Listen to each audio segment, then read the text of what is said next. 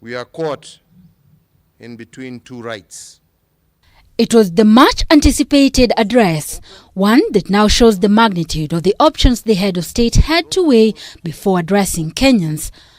Though many expected a complete lifting of the restrictions put in place to combat COVID-19, President Kenyatta expressed fears of taking the daring step, one that was likely to have a severe impact on the gains made in terms of containing the virus. To open up, the infections must be contained, and the number of infections and deaths must be headed downwards.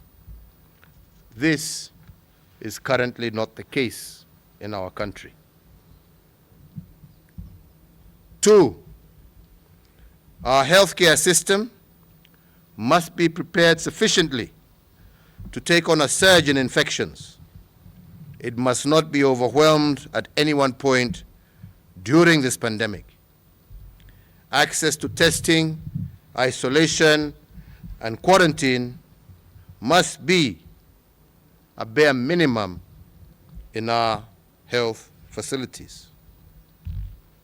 This is not currently the case. The head of state maintaining that the country's infection that has now seen the confirmation of 126 more people, bringing the total number of those infected to 2,600, is still on an upward trajectory.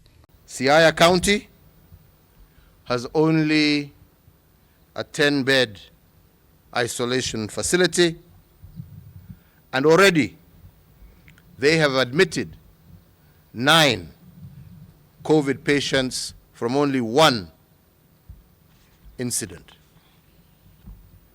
Similarly, Busia County has a 34-bed isolation facility, and 2 days ago, that facility was full.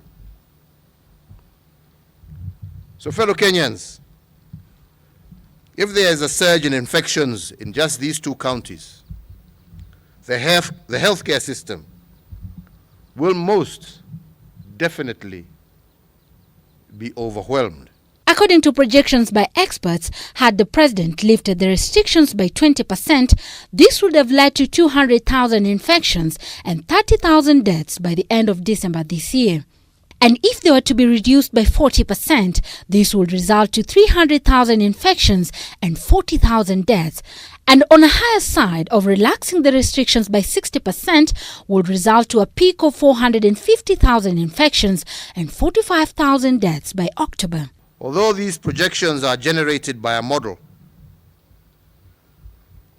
our experts have shown us hard evidence suggesting that countries which opened up without proper protocols also experienced serious waves or secondary waves of infections.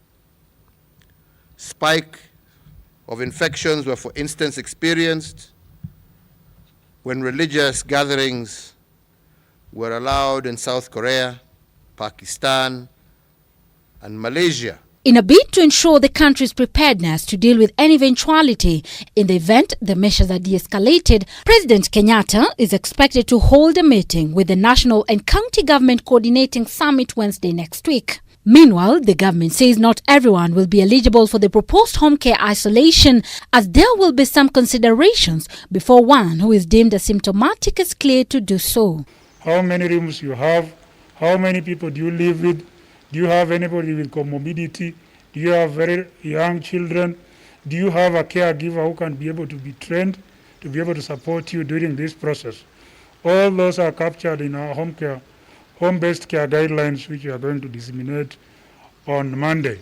This, even as questions still abound on the infectious waste generated during home care, will be collected. As the fight against COVID-19 heightens in the country, Kenyans have been urged to exercise patience and follow the laid-down measures, even as the government works round the clock to contain the deadly virus.